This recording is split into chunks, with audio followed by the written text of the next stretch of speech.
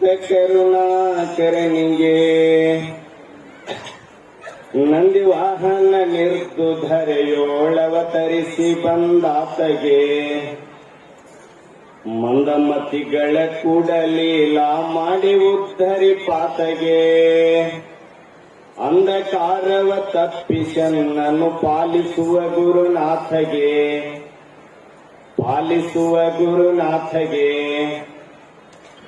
ಪ್ರಾತಸ್ಮರಣೀಯ ಜಗದ್ಗುರು ಸಿದ್ಧಾರೂಢರ ಜಡಿಸಿದ್ದ ಯೋಗೀಂದ್ರರ ದಿವ್ಯ ಚರಣಾರವಿಂದಗಳಲ್ಲಿ ನತಮಸ್ತಕನಾಗಿ ಶಿವಯೋಗಿತ್ರಯರ ದಿವ್ಯ ಅಡಿದಾವರೆಗಳಲ್ಲಿ ಹಣಮೆಣೆದು ಯಾವ ಈ ವೇದಾಂತ ಪರಿಷತ್ತಿನ ಸನ್ನಿಧಾನ ಸ್ಥಾನದಲ್ಲಿ ವಿರಾಜಮಾನರಾಗಿರುವ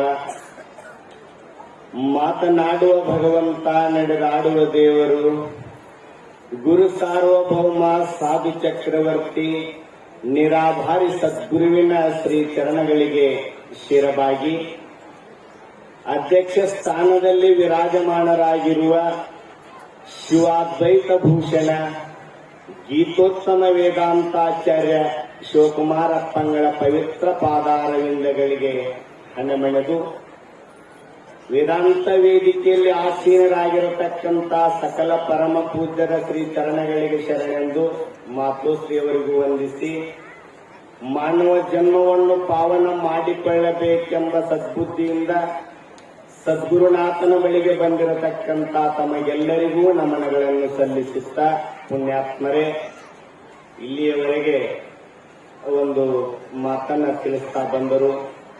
ಸಾಧೂನಾಂ ದರ್ಶನಂ ಪುಣ್ಯಂ, ಸ್ಪರ್ಶನಂ ಪಾಪನಾಶನಂ, ಸಂಭಾಷಣಂ ಕೋಟಿ ತೀರ್ಥಂ, ವಂದನಂ ಮೋಕ್ಷ ಸಾಧನಂ ಅಂತಲೂ ಕೂಡ ಇನ್ನೊಂದು ಕಡೆ ಇದೆ ಈ ಮಾತು.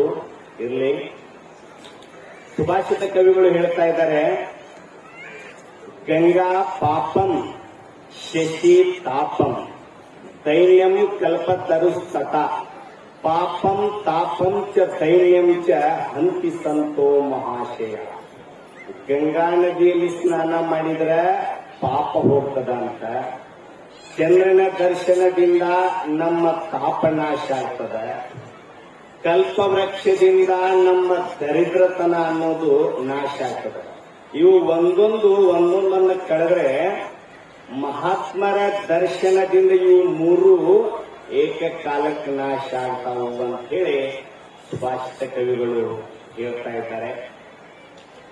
ನಿಜಗುಣ ಶಿವಯೋಗಿಗಳು ಪರಮಾರ್ಥ ಗೀತೆಯಲ್ಲಿ ಹೇಳ್ತಾರೆ, ಕೇಳಲೆ ಸನ್ಮತಿ ಕೈರವ ಚಂದ್ರ, ಪೇಳುವಿನ ದಿಗತ ನಿಜ ಸುಖ ಸಾಂದ್ರ, ಹುಟ್ಟಲು ಹೊಂದಲು ಬೇಸತ್ತಂಗೆ ನೆಟ್ಟನೆ ಯೋಗಾಭ್ಯಾಸದವಂಗೆ, ಹಿಂದನ ದುರಿತ ಕ್ಷಯವಾಯಿತು ಅಂದಾಭವದ ಸುಕೃತ ಮುಗಿತ್ತು, ಎಂಬುದಕ್ಕಿದು ಕುರುವಾಯ್ತು ವಿರಕ್ತಿ, ಬೆಂಬಳಿಯುವುದು ಮೋಕ್ಷಾಸಕ್ತಿ, ಇಂದಾರಬ್ಧ ವಶದಲ ಪಾಪ ಬಂದೊಡದನು ಮೇಲ್ ಸುಡುಗನು ತಾಪ, ಸಾಧು ಸಮಾಗಮನಾದಿಗಳಿಂದ ಸಾಧಿತ ಮಾದುದು ಪುಣ್ಯದ ವೃಂದ ಅಂತೇಳಿ ನಿಜಗುಣರು ಅಲ್ಲಿ ಹೇಳ್ತಕ್ಕಂಥವರಾಗಿದ್ದಾರೆ.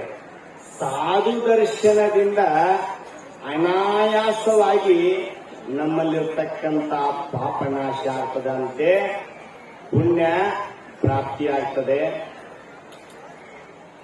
ಸಾನಂದ ಋಷಿಗಳು ಅಂತ ಆಗಿ ಹೋದ್ರು, ಗ್ರಂಥದಲ್ಲಿ ಬರ್ತದೆ. ಸಾನಂದ ಋಷಿಗಳು ನರಕ ಲೋಕದಲ್ಲಿ ಹೋಗಿ ನರಕದಲ್ಲಿರ್ತಕ್ಕಂಥ ಜೀವಿಗಳಿಗೆ ದರ್ಶನವನ್ನು ಕೊಡ್ತಾರ. ಆ ಜೀವಿಗಳಿಗೆ ಪಂಚಾಕ್ಷರಿಯ ಮಂತ್ರದ ಉಪದೇಶವನ್ನು ಮಾಡ್ತಾರ.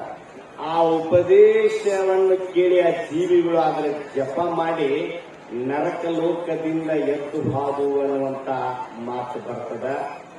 ಅದಕ್ಕೋಸ್ಕರವಾಗಿ ಇಂಥ ಒಂದು ಪುಣ್ಯ ಮಹಾತ್ಮರ ಸಂಘದಿಂದ, ಮಹಾತ್ಮರ ದರ್ಶನದಿಂದ ಪ್ರಾಪ್ತಿಯಾಗ್ತದೆ. ನಾರದರ ಸಂಘದಿಂದ ವಾಲ್ಮೀಕಿಯಾದ, ಅರಿತವರ ಸಂಘ ಅನುಗಾಲ ಇರಬೇಕು, ಪರಶಿವಣ್ಣ ಕಾಣಲು ಈ ದಾರಿಯೇ ಸಾಕು. ಕ್ರೂರ ಪಾಪಿಯಾಗಿರ್ತಕ್ಕಂಥ ಬೇಟೆಗಾರ ಬೇಡ ರತ್ನಾಕರ ನಾರದರ ದರ್ಶನದಿಂದ, ನಾರದರ ಸಂಘದಿಂದ ಏನಾದ, ಮುಂದೆ ಅವನು ವಾಲ್ಮೀಕಿಯಾದ. ವಾಲ್ಮೀಕಿಯಾಗಿ ರಾಮನ ಜನ್ಮ ಕುಂಡಲಿಯನ್ನ ಬರೆದ. ಉಲಟ ನಾಮ ಜಪತ ಜಗಜ್ಜಾನ ವಾಲ್ಮೀಕಿ ಬಯೋ ಬ್ರಹ್ಮ ಸಮಾನ ಅಂತ ಹೇಳ್ತಾ ಬಂದ್ರು. ಇಂಥ ಒಂದು ಅಪಾರವಾದ ಪುಣ್ಯ ಪ್ರಾಪ್ತಿಯಾಗ್ತದ. ಮಹಾತ್ಮರ ದರ್ಶನವನ್ನ ಈ ಧರೆಯ ಜೀವಿಗಳು ಅಲ್ಲ, ಮಹಾತ್ಮರ ಸ್ಪರ್ಶವನ್ನ ಗಂಗಾ, ಯಮುನಾ, ಗೋದಾವರಿ ನದಿಗಳು ಸಹಿತ ಅಪೇಕ್ಷೆ ಪಡ್ತಾವಂತ ಮಹಾತ್ಮರ ಸ್ಪರ್ಶವನ್ನ, ದರ್ಶನವನ್ನ. ಯಾಕಂತಂದ್ರೆ ಈ ಲೋಕದಲ್ಲಿರ್ತಕ್ಕಂಥ ಅನೇಕ ಪಾಪಿಷ್ಟ ಜನರು ಅವುಗಳಲ್ಲಿ ಹೋಗಿ ತೀರ್ಥಕ್ಷೇತ್ರಗಳಲ್ಲಿ ಸ್ನಾನ ಮಾಡ್ತಾರ. ಅವು ಅಪವಿತ್ರ ಆಗಿರ್ತಾವಂತ, ನದಿಗಳು ಸಹಿತ ಅಪವಿತ್ರ ಆಗಿರ್ತಾವಂತ. ಒಬ್ಬ ಮಹಾತ್ಮ ಯಾವಾಗ ಬಂದ ನನ್ನಲ್ಲಿ ಪಾದ ತೊಳಿತಾನಂತೇಳಿ ಆ ನದಿ ತೀರ್ಥಗಳು ಕೂಡ ಅಪೇಕ್ಷೆ ಪಡ್ತಾವಂತ, ಪುಣ್ಯಾತ್ಮರೇ ಅಪೇಕ್ಷೆ ಪಡ್ತಾವಂತ. ಅದಕ್ಕೋಸ್ಕರವಾಗಿ ಕಾಶಿ ಹರಿದ್ವಾರದ ಕಡೆಗೆ ಆ ಕ್ಷೇತ್ರಗಳಲ್ಲಿ 12 ವರ್ಷಕ್ಕೊಮ್ಮೆ ಕುಂಭಮೇಳಗಳಂತ ಆಗ್ತಾವ. ಕುಂಭಮೇಳಗಳು ಲಕ್ಷ ಲಕ್ಷ ಸಂಖ್ಯೆಯಲ್ಲಿ ಅಲ್ಲಿ ಮಹಾತ್ಮರು ಬಂದಿರ್ತಾರೆ. ಆ ನದಿಗಳು ಅಪವಿತ್ರ ಆಗಿರ್ತಾವಲ್ಲ, ಅದಕ್ಕಾಗಿ ಆ ನದಿಗಳಲ್ಲಿ ಮಹಾತ್ಮರು ಸ್ನಾನ ಮಾಡಿದ್ರೆ ಮತ್ತೆ ಅವು ಪವಿತ್ರ ಆಗ್ತಾವನ್ನುವಂತ ಉದ್ದೇಶದಿಂದ ಅಲ್ಲಿ ದೊಡ್ಡ ದೊಡ್ಡ ಕುಂಭಮೇಳಗಳು ನಡೀತಾವ ಆ ಭಾಗದಲ್ಲಿ. ಅಲ್ಲಿಗೆ ನಿಮಗೆ ಹೋಗಲಿಕ್ಕೆ ಕೆಲವರಿಗೆ ಸಾಧ್ಯ ಆಗೋದಿಲ್ಲ. ಅದಕ್ಕೋಸ್ಕರವಾಗಿ ಆ ಕಡೆ ಪ್ರಯಾಗ, ಹರಿದ್ವಾರ ಆ ಕಡೆ 12 ವರ್ಷಕ್ಕೊಮ್ಮೆ ಕುಂಭಮೇಳಗಳು ನಡೆದ್ರೆ, ಈ ಇಂಚಲ ಕ್ಷೇತ್ರದೊಳಗೆ ಪ್ರತಿ ವರ್ಷ ನಡೆಯುವಂತ ಈ ಕುಂಭಮೇಳ ಇದು ಅಲ್ಲಿಗೆ ಹೋಗಲಿಕ್ಕೆ ಆಗಲಾರದಂತವರು ಇಲ್ಲೇ ಮಹಾತ್ಮರ ದರ್ಶನವನ್ನು ಪಡ್ಕೊಳ್ಳಬೇಕು ಅನ್ನುವಂತ ಉದ್ದೇಶದಿಂದ ಅಪ್ಪವರು ಆ ಕಡೆ ಇರತಕ್ಕಂತ ಮಹಾತ್ಮರನ್ನು ಕೂಡ ಈ ಕಡೆ ಎಷ್ಟೋ ಸಲ ಕರೆಸಿದ್ದಾರೆ. ಅದಕ್ಕೋಸ್ಕರವಾಗಿ ಅಂತ ಒಂದು ಜ್ಞಾನ ಕುಂಭಮೇಳ ಇದು ಇಂಚಲ ಕ್ಷೇತ್ರ ಅಂತಕ್ಕಂಥದ್ದು. ಇವತ್ತು ಬಹಳ ನೀವು ಭಾಗ್ಯವಂತರು. ಯಾಕಂತಂದ್ರೆ ಇವತ್ತು ಅಪ್ಪವರು ಇದ್ದಾರೆ, ಶಿವಕುಮಾರ್ ಅಪ್ಪವರು ಬಂದಿದ್ದಾರೆ. ಇವತ್ತೇನಾಗಿದೆ ಅಂತಂದ್ರೆ ಸಿದ್ದಾರೂಢಪ್ಪನ ಹತ್ರ ಗರಗದ ಮಡಿವಾಳಪ್ಪನ ಹತ್ರ ಸಿದ್ದಾರೂಢಪ್ಪ ಬಂದಂಗಾಗಿದೆ. ಈ ಸಂದರ್ಭದಲ್ಲಿ ಇದನ್ನ ವರ್ಣನೆ ಮಾಡಲಿಕ್ಕೆ ಆಗುವುದಿಲ್ಲ. ಆ ಆನಂದವನ್ನ ನಾವು ನಮ್ಮ ಬಾಯಿಂದ ಹೇಳಲಿಕ್ಕೆ ಆಗುದಿಲ್ಲ. ಇನ್ನೊಂದು ಮಾತು ಹೇಳ್ತೇನೆ. ನಾವು ಮೊನ್ನೆ ವಿಜಯಪುರ ಸಿದ್ದೇಶ್ವರ ಅಪ್ಪವ್ರಿಗೆ ಭೇಟಿಯಾಗಿ ಬರ್ಬೇಕಂತ ಹೋಗಿದ್ವಿ. ಅಪ್ಪವ್ರು ನಮ್ಮನ್ನ ಕರ್ಕೊಂಡು ಹೋಗಿದ್ರು. 3-4 ಜನ ಸ್ವಾಮಿಗಳನ್ನ ತಮ್ಮ ಗಾಡಿಯೊಳಗೆ ಅಪ್ಪವ್ರು ಕರ್ಕೊಂಡು ಹೋಗಿದ್ರು. ಸಿದ್ದೇಶ್ವರ ಅಪ್ಪವ್ರ ಹತ್ರ ಹೋಗಿ ನಾವು ನಿಮ್ಮ ದರ್ಶನಕ್ಕೆ ಬಂದೇವಿ ಅಂದ್ರು ನಮ್ಮ ಅಪ್ಪವ್ರು. ಅವ್ರಂದ್ರು, ನೀವು ಬಂದದ್ದು ಬಹಳ ಸಂತೋಷ, ಬಹಳ ಸಂತೋಷ, ನನಗೆ ನಿಮ್ಮ ದರ್ಶನವನ್ನ ಕೊಟ್ಟು ಹೋಗ್ರಿ ಅಂತ ಅವ್ರಂದ್ರು. ಹೀಗೆ ಇರ್ತದ ಅದು ಮಹಾತ್ಮರ ದರ್ಶನದ ಒಂದು ಏನಪ್ಪಾ ಅಂತಂದ್ರೆ ಆ ಆನಂದ, ಆ ಒಂದು ಆ ಸಂದರ್ಭ ಅಂತಕ್ಕಂಥದ್ದು ಇರ್ಲಿ.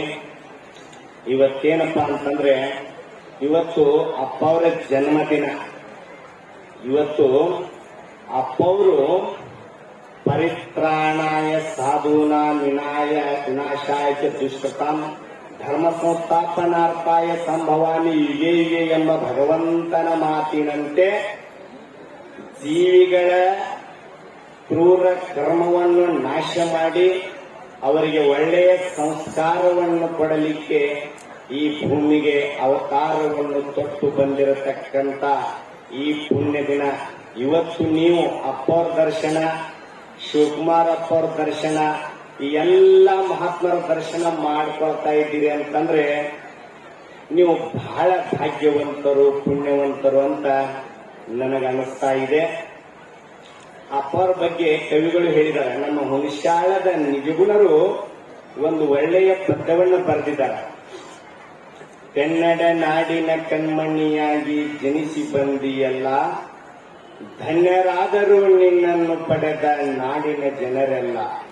ಪುಣ್ಯ ಗ್ರಾಮವದು ಬಾವಿ ಹಾಳದಲ್ಲಿ ಜನ್ಮವಾಯಿತಲ್ಲ, ಮಾನ್ಯ ಬಸವ ಪಿತ ಮಾತೆ ಗಂಗಮ್ಮ ನಿನ್ನ ಪಡೆದರಲ್ಲ. ಚೆನ್ನಾಗಿ ವೇದಾಂತ ಅಭ್ಯಾಸ ಮಾಡಲು ಮನೆಯ ಬಿಟ್ಟಿಯಲ್ಲ, ಕನ್ನಡ ನಾಡಿನ ಕಣ್ಮಣಿಯಾಗಿ ಜನಿಸಿ ಬಂದಿಯಲ್ಲ. ಅಲ್ಲಿ ಇಲ್ಲಿ ಗುರು ಅರಸುತ್ತ ನೀನು ಹುಬ್ಬಳ್ಳಿಗೆ ಬಂದಿಯಲ್ಲ, ಬಲ್ಲಿದ ಗುರುನಾಥರುಡರೆ ಕಂಡು ಬೆರಗಾದಿಯಲ್ಲ. ಎಲ್ಲರೊಳು ಇವ ಶ್ರೇಷ್ಠವೆಂಬುದು ಗಟ್ಟಿಯಾಯಿತಲ್ಲ, ಅವರ ಸೇವೆ ಮಾಡಲು ಮನಸ್ಸು ಒಪ್ಪಿಕೊಂಡಿತಲ್ಲ. ನಗೆಮುಖದಿಂದಲೇ ಮಾಡುತ್ತಲಿರುವುದೇ ಬ್ಯಾಸರ ಪಡಲಿಲ್ಲ, ಜಗದೊಳಗೆ ಗುರುನಾಥರ ಸೇವೆಗೆ ನಿನ್ನಂತೆ ಯಾರಿಲ್ಲ. ಕನ್ನಡ ನಾಡಿನ ಕಣ್ಮಣಿಯಾಗಿ ಜನಿಸಿ ಬಂದಿಯಲ್ಲ, ಧನ್ಯರಾದರೂ ನಿನ್ನನ್ನು ಪಡೆದ ನಾಡಿನ ಜನರೆಲ್ಲ ಎಂಬ ಮಾತನ್ನ ಒಬ್ಬರು ಕವಿಗಳು ಬರೆದಿದ್ದಾರೆ. ಒಂದು ಮಾತು ಹೇಳ್ತೀನಿ, ಸಮಯ ಇಲ್ಲ. ನಾವು ಒಂದ್ಸಲ ಹರಿದ್ವಾರ ಕುಂಭಮೇಳಕ್ಕೆ ಹೋಗಿದ್ವಿ. ಅಪ್ಪ ಅವರು ಮತ್ತು ಹಾರುಗೇರಿ ಭಕ್ತರು ಕೂಡ್ಕೊಂಡು ಅಲ್ಲಿಗೆ ಬಂದಿದ್ರು. ನಾವು ಈ ಕಡೆಯಿಂದ ಕೆಲವಷ್ಟು ಜನ ಸ್ವಾಮಿಗಳು ಅಲ್ಲಿಗೆ ಹೋಗಿದ್ವಿ. ಹೋದಾಗ ಅಲ್ಲಿ ಗಂಗಾ ನದಿ ಸ್ನಾನಕ್ಕಂದ್ರೆ ಅಖಾಡಗಳು ಹೋಗ್ತಾ ಇರ್ತಾವ. ಅಖಾಡಗಳು ಅವನು ನೋಡ್ಕೋಂತ ನಿಂತಿದ್ವಿ ನಾವು ಅಪ್ಪ ಅವ್ರ ಜೊತೆಗೆ. ಅಪ್ಪ ಅವ್ರು ಏನ್ ಹೇಳ್ತಿದ್ರು ನಮಗಂತಂದ್ರೆ, ಇಲ್ಲಿ ಸಾಧುಗಳ ದರ್ಶನ ಮಾಡ್ಕೊಳಕ್ ಬರಬೇಕು, ಸಾಧು ಮಹಾತ್ಮರ ದರ್ಶನ ಮಾಡ್ಕೊಳಕ್ ಇಲ್ಲಿಗೆ ಬರಬೇಕು ಅನ್ನೋ ಮಾತು ಹೇಳ್ತಿದ್ರು ಅಪ್ಪ ಅವರು. ನಮ್ಗ ಅಪ್ಪ ಅವ್ರು ಕೂಡ ನಿಂತು ನಮ್ ಕಾಲು ಉಸಾಕತ್ತಿದ್ರು. ನಾವು ಹೋಗ್ಬೇಕನ್ನೋರು ಅಪ್ಪ ಅವ್ರು ನಿಂದ್ರೋಣ ಅಂತಿದ್ರು. ಆಮೇಲೆ ನಾ ಅಂತಿದ್ದೆ ಮನಸ್ಸಿನಾಗ, ಎಲ್ಲ ಲೋಕದ ಜನ ಅಪ್ಪ ಅವರೇ ಭಗವಂತನ ಸ್ವರೂಪ ಅಂತ ಹೇಳ್ತಾರ, ಮತ್ತು ಇವ್ರು ಅಪ್ಪ ಅವರು ಮತ್ತೆ ಮಹಾತ್ಮರ ದರ್ಶನ ಮಾಡ್ಕೋಬೇಕಂತ ಹೇಳಕತ್ತವಲ್ಪ ಅಂತ ನಾ ಅಂತಿದ್ದೆ ಮನಸ್ಸಿನಾಗ. ಅವಾಗ ಅಪ್ಪರು ಅಂತಿದ್ರು, ಅಲ್ಲೋ ಎಂದೆಂದು ಯಾರ ಕಣ್ಣಿಗೆ ಕಾಣಲಾರದ ಮಹಾತ್ಮರು ಈ ಸಂದರ್ಭದೊಳಗ ಈ ನದಿ ಸ್ನಾನಕ್ಕೆ ಬರ್ತಾರ, ಅವ್ರ ದರ್ಶನ ಮಾಡ್ಕೋಬೇಕು ಅನ್ನುವಂತ ಮಾತನ್ನ ಅಪ್ಪ ಅವರು ನನಗೆ ಅಲ್ಲಿಂದ ಮೇಲೆ ಈ ಮಾತನ್ನ ಹೇಳ್ತಿದ್ರು ಪುಣ್ಯಾತ್ಮರೇ. ಅದಕ್ಕೋಸ್ಕರವಾಗಿ ಅಂತ ಮಹಾತ್ಮರ ದರ್ಶನವನ್ನ ಪಡೆದುಕೊಂಡು ನಾವು ಧನ್ಯರಾಗೋಣ ಅಂತ ಹೇಳ್ತಾ ನನ್ನ ಮಾತಿಗೆ